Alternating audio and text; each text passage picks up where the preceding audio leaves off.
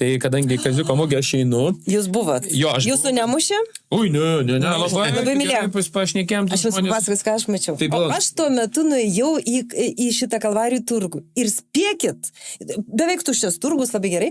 Tai šitągi, ką aš prie raugintų visokio gurkų sutikau. Ir jisai ištraukė šimtinę grinais, žalia. Ir sumokėjo už ten tos markytės ir agurkus.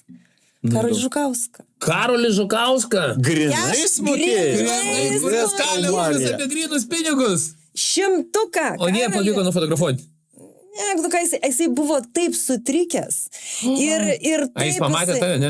Aš stovėjau greta ir šipsojausi savo tą firminę šypseną. Kešai sumokėjo, Karoli, iš kur pas tave 100 eurų, ką reikia pažiūrėti, ar tu deklaravęs grinų pinigų turi? Aš sumokėjo, Karolis toksai, iš arti jisai toksai mėgino, taip, jisai galvoja, gal aš glotkę paleisiu ir papasakosiu žmonėm, kas čia yra, nes kas antras prekybininkas sakė, ar Žemaitaitis išsilaikys, va ten sakė visokių, žinai. Karolis Žukauskas, tai turgu pavojinga vaikščiat. Jisai čia pat, aš galėčiau, žinai, jisai gal bijojo, bet aš, Karoli, nebijokit. Aš buitinėse situacijose tikrai, aš nemanau, kad reikia pulti vaikus ir žmonas ir visus kitus. Čia yra politinė diskusija, nebijokit manęs, galit net ateiti čia mes pasižiūrėti. Jis yra konkretus bailys. Aš kažkaip veidai išskaičiau tokią baimę. Ne, tai suprato, iš kur pas bičą kešas 100 eurų, tai tu supras, iš kur jisai pasisėlė. Iš kur pas jūs, Karoli, grinieji? Jis sakė, kad tik kortelė jis aiškino visiems. Bet, Rūta, koks ciklas, ir aš Kaziuko mugė šiaušiai daug. Turim šitą fotkę. Bet šitą... Tai va. Neišlaikė širdis poeto. Tai padarysim. Ir aš, prieinu prie vieno, sako, kaip mokėsiu, kaip norit, sakau, bet dabar sakau, negaliu mokėti, nes iš tikrųjų turėjau 120 eurų, va tos pačius kurodžiau, ar 100 kiek tenais. Sakau, negaliu, sakau, tau sumokėti, sakau, nes apkaltins, aš juokauju su jo.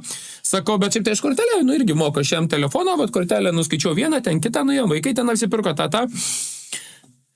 Ir tų bulvyčiai, tų ten daug privalgė, tarp kitako, Lukiškių aikštėje labai skanės bulvės tas kepė.